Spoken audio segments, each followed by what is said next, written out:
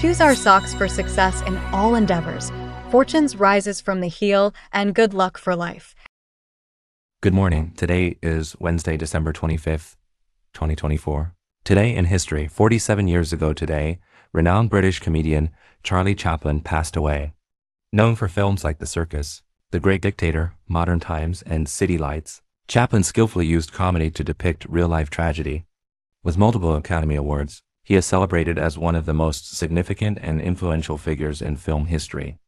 Welcome to today's Ching Chow Morning News. Let's start with political updates.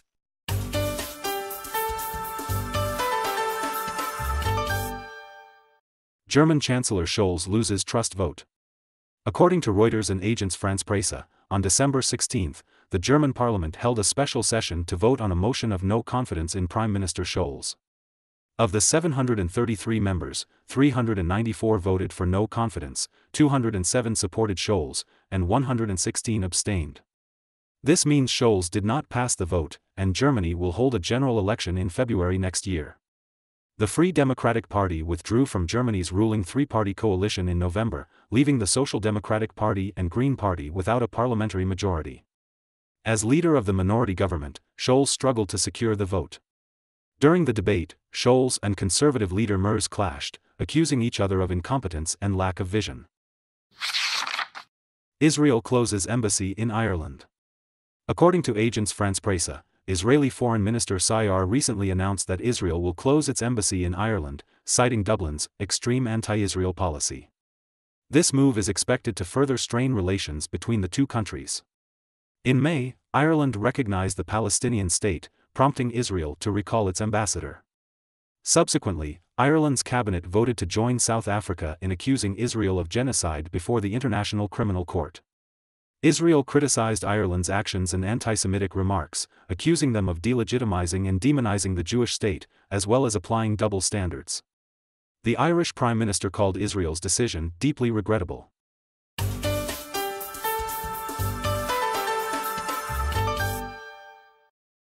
Russian biochemical unit commander assassinated in Moscow.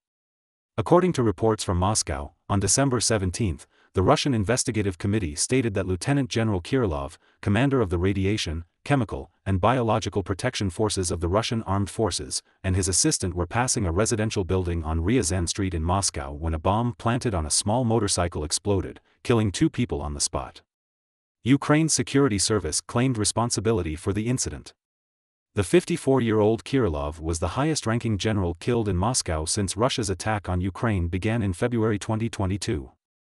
The Ukrainian security service described him as a war criminal for allegedly ordering the use of chemical weapons against Ukrainian forces. Since the war's outbreak, Russia is reported to have used chemical weapons 4,800 times.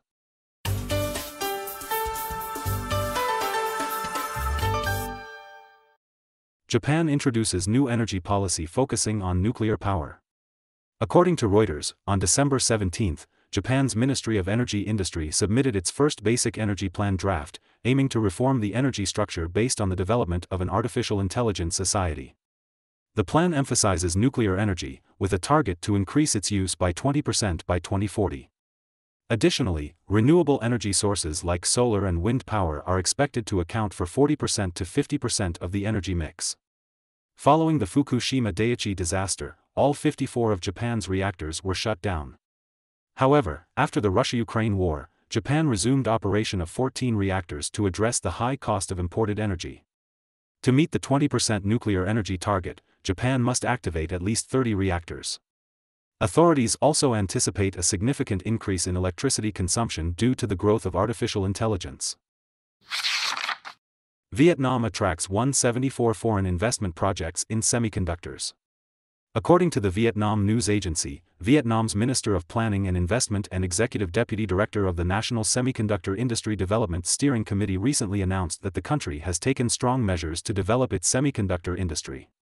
These include improving policy mechanisms, implementing human resources development plans, and executing semiconductor industry strategies. Currently, there are 174 foreign direct investment projects in Vietnam's semiconductor sector, with nearly $11.6 billion in total registered capital. In December, the Vietnamese government signed a cooperation agreement with NVIDIA Group to jointly establish a research and development center and an artificial intelligence data center.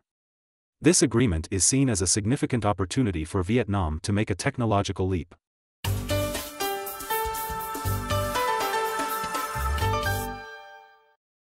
Philippines seizes over 1,500 smuggling cases in 2024.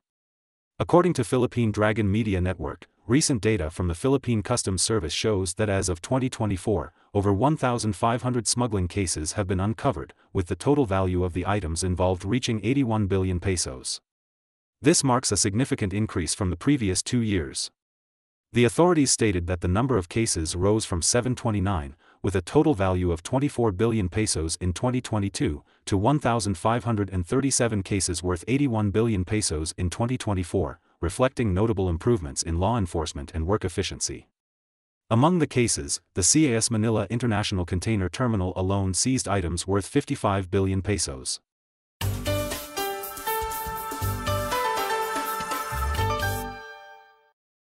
Cambodia reviews heritage protection efforts.